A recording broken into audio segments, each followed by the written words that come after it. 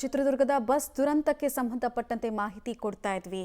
ಒಂದು ಕಡೆಗೆ ಮೃತಪಟ್ಟವರು ಯಾರ್ಯಾರು ಅನ್ನೋದನ್ನ ಕಂಡುಹಿಡಿಯೋದೇ ದೊಡ್ಡ ಸವಾಲು. ದುರಂತಕ್ಕೀಡಾಗಿದ್ದು ಸೀಬರ್ಡ್ ಬಸ್. ಬೆಂಕಿಗೆ ಆಹುತಿಯಾದಂತಹ ಸೀಬರ್ಡ್ ಬಸ್ ಹೇಗಿತ್ತು? ಈ ಸೀಬರ್ಡ್ ಬಸ್ನಲ್ಲಿ ಸುರಕ್ಷತಾ ಕ್ರಮಗಳು ಹೇಗಿದೆ? ಸ್ಲೀಪರ್ ಕೋಚ್ ಬಸ್ನಲ್ಲಿ ಎಮರ್ಜೆನ್ಸಿ ಎಕ್ಸಿಟ್ಗಳು, ಎಮರ್ಜೆನ್ಸಿ ಡೋರ್ಗಳು ಇದಾವ? ಪಬ್ಲಿಕ್ ಟಿವಿಯಲ್ಲಿ ಸೀಬರ್ಡ್ ಬಸ್ನ ರಿಯಾಲಿಟಿ ಚೆಕ್ ಅನ್ನು ಕೂಡ ನಡೆಸಲಾಗಿದೆ. ಯಾಕಂದರೆ ಈ ಬಸ್ನಲ್ಲಿ ಎಮರ್ಜೆನ್ಸಿ ಎಕ್ಸಿಟ್ಗಳು ಇದ್ವಾ, ಆಮೇಲೆ ಅದನ್ನು ಇಮಿಡಿಯೇಟಾಗಿ ಆ ಗಾಜುಗಳನ್ನು ತೆಗಿಯೋಕ್ಕಾಯ್ತಾ, ಬಸ್ಸನ್ನು ನಿರ್ವಹಣೆ ಕರೆಕ್ಟಾಗಿ ಮಾಡಿದ್ರಾ, ಹೆಂಗೆ ಬೇಕು ಹಾಗೆ ವಸ್ತುಗಳನ್ನು ತುಂಬಿಸ್ಕೊಳ್ತಾ ಇದ್ರಾ? ಈ ಥರ ಸಾರ್ವಜನಿಕ ವಲಯದಲ್ಲಿ ತುಂಬ ಪ್ರಶ್ನೆಗಳಿದ್ದಾವೆ. ಇನ್ನೂ ಆಪ್ರೇಷನಲ್ ಇದೆಯಲ್ವಾ ಸೀಬರ್ಡ್ ಬಸ್ಗಳು, ಸೊ ಹೆಂಗಿದಾವೆ, ಒಳಗಿಂದ ಹೆಂಗಿದಾವೆ ಅದನ್ನು ತೋರಿಸ್ತಾ ಇದ್ವಿ. ಬೆಂಗಳೂರಿನಿಂದ ಗೋಕರ್ಣಕ್ಕೆ ಹೊರಟಂತಹ ಸೀಬರ್ಡ್ ಬಸ್ ಚಿತ್ರದುರ್ಗದಲ್ಲಿ ದುರಂತವಾಗಿ ಅಪಘಾತಕ್ಕೆ ಈಡಾಗಿದೆ. 9 ಜನ ಸಜೀವವಾಗಿ ದಹನವಾಗಿದ್ದಾರೆ. ಹಾಗಿದ್ರೆ ಸೀಬರ್ಡ್ ಬಸ್ನಲ್ಲಿ ಸುರಕ್ಷತಾ ಕ್ರಮಗಳು ಇರಲಿಲ್ವಾ ಅನ್ನುವಂತಹ ಪ್ರಶ್ನೆಗಳು ಕೂಡ ಎದ್ದೇಳ್ತಾ ಇದೆ. ಬಟ್ ನಿನ್ನೆ ಆಗಿರುವಂತಹ ದುರಂತದಲ್ಲಿ ಏಕಾಏಕಿ ಕಂಟೈನರ್ ಏನಿದೆ ಡಿವೈಡರ್ನಿಂದ ಹಾರಿ ಬೆಂಗಳೂರಿಗೆ ಹೋಗ್ತಾ ಇದ್ದಂತಹ ಕಂಟೈನರ್ ಸೊ ಈ ಭಾಗಕ್ಕೆ ಬಂದು ಬಸ್ಗೆ ಡಿಕ್ಕಿ ಹೊಡೆದಿದೆ. ಸೊ ಇದರ ಪರಿಣಾಮ ಏಕಾಏಕಿ ಬಸ್ನಲ್ಲಿ ಬೆಂಕಿ ಹತ್ತುಕೊಂಡಿತ್ತು.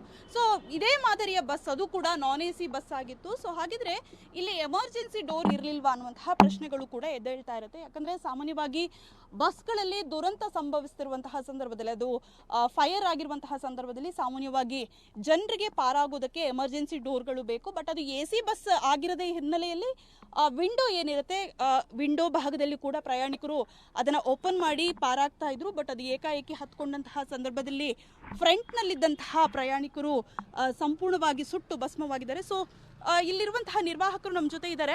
ಸರ್, ಈಗ ಇದೇ ಮಾದರಿಯ ಬಸ್ ನಿನ್ನೆ ನಡೆದಂತಹ ದುರಂತ ತಮಗೂ ಕೂಡ ಗೊತ್ತಿರ್ಬೋದು. ಸೊ ಎಮರ್ಜೆನ್ಸಿ ಡೋರ್ ಹೇಗಿರುತ್ತೆ, ಅದರಲ್ಲೂ ಕೂಡ ಇತ್ತಾ, ಏನು ಹೇಳ್ತೀರಾ? ಅದರಲ್ಲಿ ಕೂಡ ಇತ್ತು, ಮಾಡಿ ಅದನ್ನ.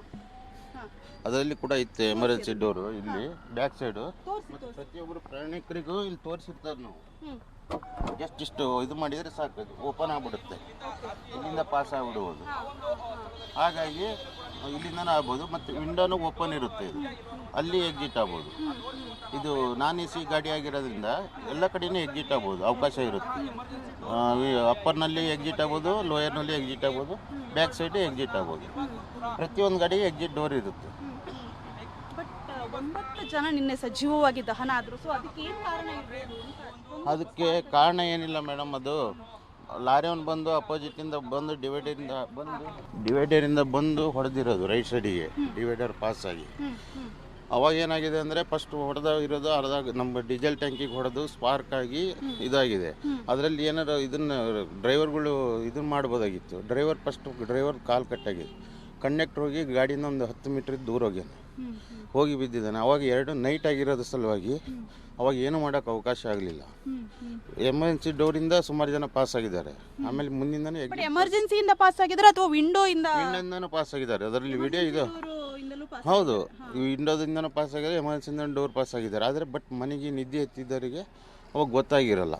ಅವಾಗ ಒಂದೇ ಸತಿ ಸ್ಪಾರ್ಕ್ ಆಗಿ ಬೆಂಕಿ ತಗೊಂಡ್ಮೇಲೆ ಅವರಿಗೆ ಒಳಗೆ ಏನಾಗಿರ್ತೈತೆ ಅಂತ ನಮಗೆ ಗೊತ್ತಾಗಲ್ಲ. ಎಲ್ಲಿ ಅವರು ಬೆಂಗಳೂರವರೇನಾ ಡ್ರೈವರು ಅಥವಾ ಎಲ್ಲಿ? ಇಲ್ಲ, ಅವರು ಬೆಳಗಾಂದವರು ಡ್ರೈವರು. ಹಂಗಾಗಿ ಡ್ರೈವರ್ ಕಾಲು ಕಟ್ಟಾಗ್ಲಂಗಿದ್ರೆ ಎಲ್ಲ ಜನ ಸುಮಾರು ಜನ ಸೇಫ್ ಮಾಡೋರು. ಅವರು ಆ ಟೈಮ್ನಾಗ ಯಾರಿಗೂ ಸೇಫ್ ಮಾಡೋಕ್ಕಾಗಲ್ಲ ನೈಟ್ ಹೊತ್ತು.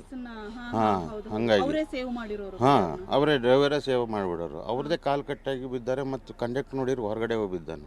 ಅವ ನೈಟ್ ಹೊತ್ತಿನಾಗ ಯಾರಿಗೆ ಏನು ಮಾಡ್ಬೇಕು ಅನ್ನೋದು ಆಗಲಿಲ್ಲ.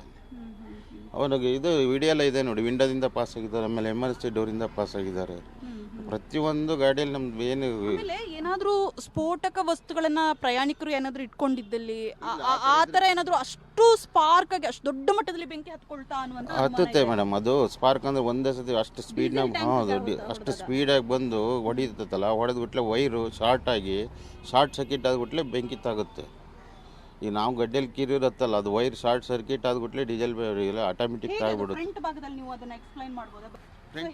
ಅಂದರೆ ವೈರಿಂಗ್ ಇರೋದೇ ಫ್ರಂಟ್ ಭಾಗದಲ್ಲಿ ಶೋನಲ್ಲಿ. ಅವಾಗ ಶೋ ಹೊಡೆದ್ಬಿಟ್ಲೆ ಹರ್ಚಿದ್ಬಿಟ್ಲೆ ಶಾರ್ಟ್ ಸರ್ಕ್ಯೂಟ್ ಆಗಿಬಿಡ್ತದೆ. ಅವಾಗ ಸ್ಪಾರ್ಕ್ ಆಗಿದ್ಬಿಟ್ಲೆ ಇದು ಬೆಂಕಿ ತಗೊಂತೈತೆ. ಈ ಭಾಗದಲ್ಲೆಲ್ಲ ಫ್ರಂಟ್ ಭಾಗದಲ್ಲಿ ಇರುತ್ತೆ. ಫ್ರಂಟ್ ಭಾಗದಲ್ಲಿ ಕ್ಯಾಂಟರ್ದಾಗಿರಲಿ, ಲಾರಿದಾಗಿರಲಿ, ಬಸ್ಸಿನವಾಗಿರಲಿ ಫ್ರಂಟ್ ಭಾಗದಲ್ಲೇ ಇರ್ತವೆ. ಅವಾಗ ಅದು ಹೊಡೆದ್ಬಿಟ್ಲೆ ಕರೆಕ್ಟ್ ಟ್ಯಾಂಕಿಗೆ ಹೊಡೆದಿದೆ ಬಸ್, ಇದು ಲಾರಿ. ಕರೆಕ್ಟ್ ಟ್ಯಾಂಕಿಗೆ ಹೊಡೆದಿದೆ ಲಾರಿ. ಹೊಡೆದು ಇದ್ರದ್ದು ಕ್ಯಾಂಟ್ರದ್ದು ಯಾವ್ದು ಸ್ಪಾರ್ಕ್ ಆಗಿರ್ಬೇಕು, ಅವಾಗ ಬೆಂಕಿ ತಗಲಿದೆ ಅದು. ಅವಾಗ ಅದು ಬೆಂಕಿ ತಾಗಿರೋದು ಅದು. ಇಲ್ಲಾಂದರೆ ಎಲ್ಲ ಜನ ಎಲ್ಲ ಸೇಫ್ ಆಗಾರರು. ಒಳಗಡೆಯಿಂದ ಏನು ಪ್ರಾಬ್ಲಮ್ ಇಲ್ಲ. ಅದು ಆಗಬಾರ್ದಾಗಿತ್ತು ಮೇಡಮ್. ಇದು ನಮ್ಮ ಫಸ್ಟ್ ಕರ್ನಾಟಕದಾಗ ಇದು ಫಸ್ಟು. ಆ ಥರ ಯಾವಾಗ ಆಗಬಾರ್ದಾಗಿತ್ತು. ನಾವು ಇದು ಫಸ್ಟ್ ಕಂಡಿದ್ದು. ಮೊನ್ನೆ ನಾವು ಹೈದರಾಬಾದ್ ಆಂಧ್ರದಲ್ಲಿ ನೋಡಿದ್ವಿ. ಅವಾಗ ಇನ್ನೂ ನಮ್ಮ ಯಜಮಾನರೆಲ್ಲ ಗಾಡಿ ಫುಲ್ ಸೇಫ್ ಮಾಡಿಟ್ಟಿದ್ದಾರೆ. ಅದ್ರದ್ದು ಏನೇನು ರೂಲ್ಸ್ ಬೇಕು, ಹೌದು, ಅದ್ರದ್ದು ಏನೇನು ರೂಲ್ಸ್ ಇದಾವೆ ಗಾಡಿದು ಎಲ್ಲದು. ಮತ್ತು ಪ್ರತಿಯೊಂದು ಪ್ಯಾಸೆಂಜರಿಗೂ ಇಲ್ಲಿ ಹತ್ತಿದ ಮೇಲೆ ಎಮರ್ಜೆನ್ಸಿ ಡೋರ್ ತೋರಿಸಿ, ಹೌದೌದು ತೋರಿಸಿ ಎಮರ್ಜೆನ್ಸಿ ಡೋರ್ ಇಲ್ಲಿದೆ, ಲಾಕ್ ಇಲ್ಲಿದೆ ಅಂತ ಹೇಳಿ ಎಲ್ಲರಿಗೂ ಎಕ್ಸ್ಪ್ಲೈನ್ ಮಾಡಿರ್ತೀವಿ. ಆ ಬಸ್ಸಲ್ಲೂ ಕೂಡ ಎಕ್ಸ್ಪ್ಲೈನ್ ಮಾಡಿ. ಹೌದೌದು, ಪ್ರತಿಯೊಂದು ಬಸ್ನಲ್ಲೂ ನಾವು ಗ್ಯಾರೇಜಿಂದ ಹೊಂಡಬೇಕಾದ್ರೆ ನಮ್ಮ ಇದರಿಂದ ಹೊಂಡಬೇಕಾದ್ರೆ ಎಲ್ಲರಿಗೂ ಹೇಳೇ ಕಳಿಸ್ತಾರೆ ಪದ್ಧತಿ ಸೇರಿ. ನೋಡಿ ಪ್ಯಾಸೆಂಜರ್ ಹತ್ತಬೇಕಾದ್ರೆ ಈ ಟೈಪ್ ಹೇಳಿ ಅಂತ ಹೇಳಿ. ಇದಿಷ್ಟು ನಿರ್ವಾಹಕರ ಮಾತು. ಕ್ಯಾಮ್ರಾ ಪರ್ಸನ್ ಹೇಮಂತ್ ಜೊತೆ ಪವಿತ್ರ ಕಡ್ತಲ, ಪಬ್ಲಿಕ್ ಟಿವಿ, ಬೆಂಗಳೂರು.